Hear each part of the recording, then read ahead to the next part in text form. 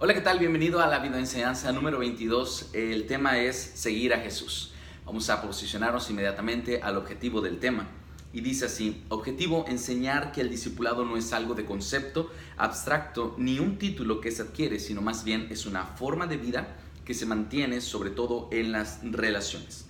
Hemos ya visto en el tema anterior la gran diferencia entre Jesús maestro con los maestros de Israel.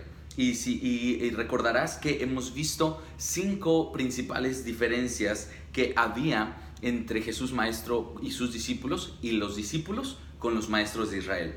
Entonces, en este momento vamos a empezar a ver relaciones interpersonales en la vida del discípulo. Tal y como lo dice el objetivo del tema, tenemos que poner la idea clara en los jóvenes que el discipulado no es un título que se adquiere como cuando ellos entran a la universidad, cursan 4, 3, 5 años, dependiendo de qué tantas ganas le echen, dependiendo de qué tantos créditos tengan, dependiendo de la carrera. Y al final obtienen un título y entonces ya dicen: soy doctor, soy abogado, soy arquitecto y listo, no más, no importa si ya no sigo estudiando, seguiré siendo arquitecto o abogado toda mi vida, porque ya tengo un título. El discipulado no es así. El discipulado nunca te gradúas, más bien el discipulado es un estilo de vida, es un dejarnos transformar por Jesús toda la vida.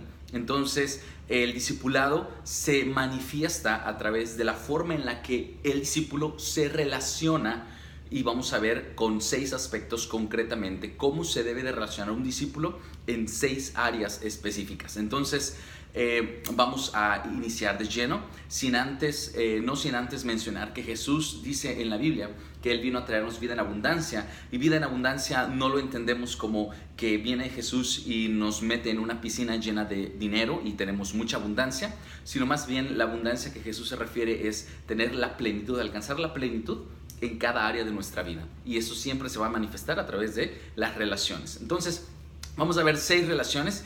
Ya ahora entramos al cuerpo del tema y vamos a ver 3 puntos en el cuerpo del tema.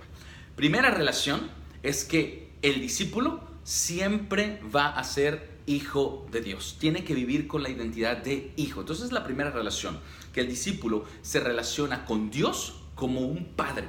El discípulo no se relaciona con Dios como un soberano, como un juez, como una energía, como una idea, como solamente el Dios que creó el cielo y la tierra y Él está miles y miles y miles de kilómetros lejos de mí. Más bien, el discípulo tiene un encuentro con su padre y entonces adquiere la identidad de hijo.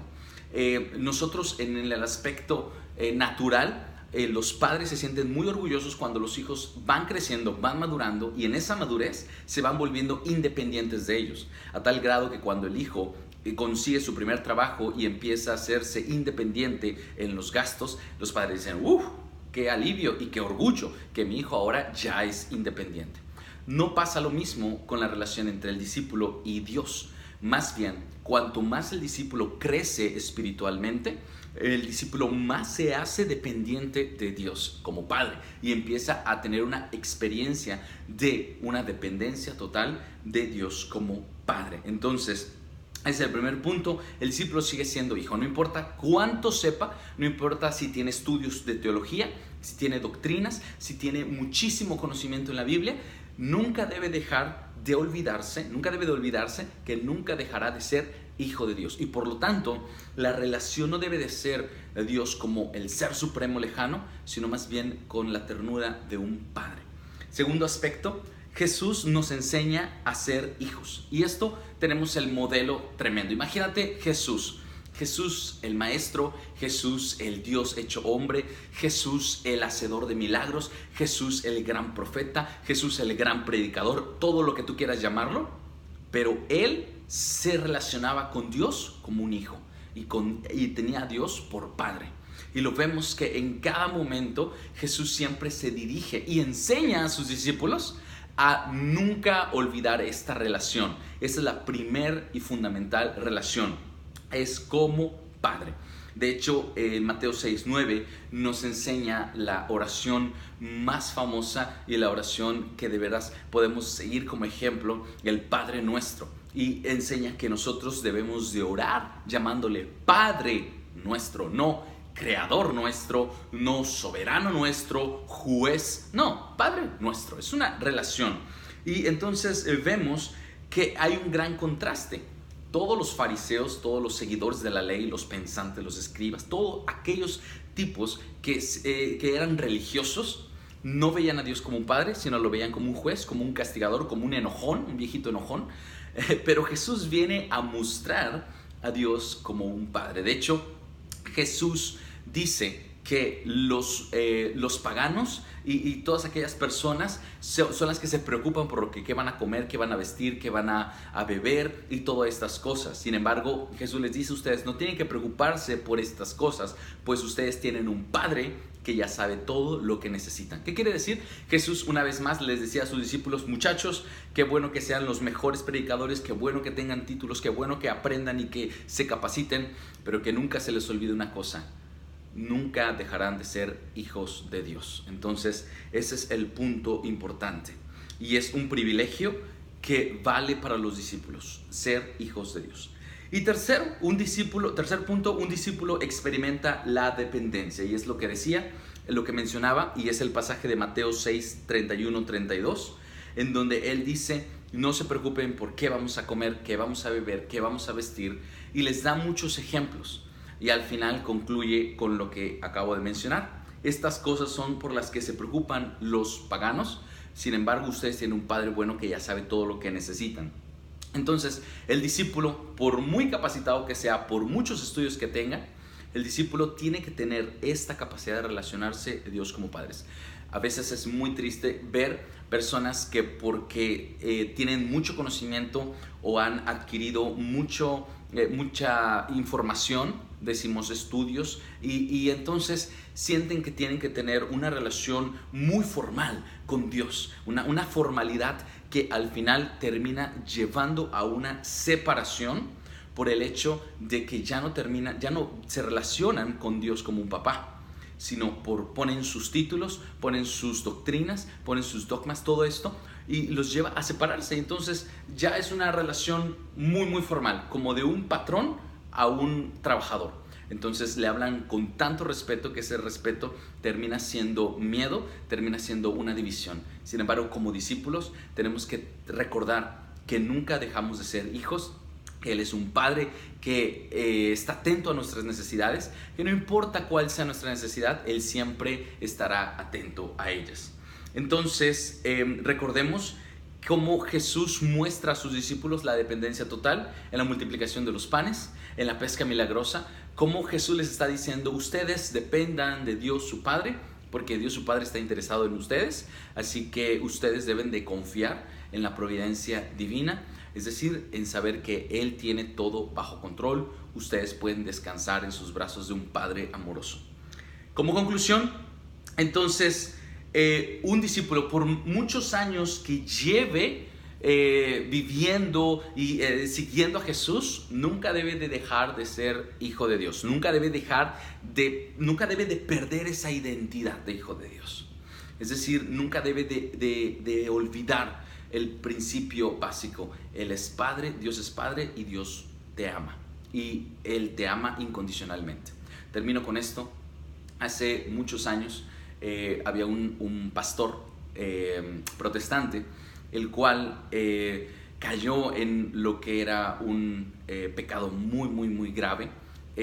Las personas se estaban dando cuenta de qué pecado había quedado, él lleno de vergüenza, y en un momento se olvidó del fundamento, de lo básico que era que Dios es Padre, que ama y que puede y perdona los pecados. Entonces, ante verse expuesto ante este pecado que tenía escondido, tomó una decisión garrafal, que fue quitarse la vida.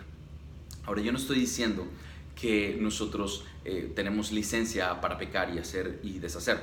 Lo que yo estoy diciendo es que nunca tenemos que permitir que nada nos robe la identidad de hijos de Dios.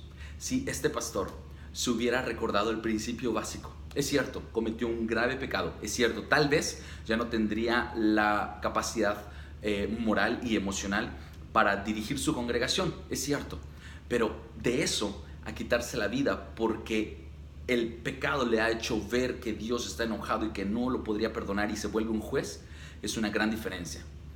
Nunca olvides que un discípulo sigue siendo hijo de Dios. Por supuesto que aunque falles, hay que levantarnos, hay que remendar nuestros errores, pero nunca olvides esto: siempre hay un Padre amoroso con los brazos abiertos, dispuesto a recibirte.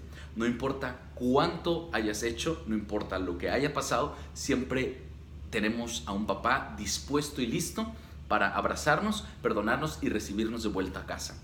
Creo que esto es muy importante, que se lo dejemos en la mente a los jóvenes, que aunque que estamos llamados a ser discípulos, no significa que estamos llamados a tener una relación fría o lejana con Dios, sino más bien una relación más cercana de intimidad entre un papá y un hijo.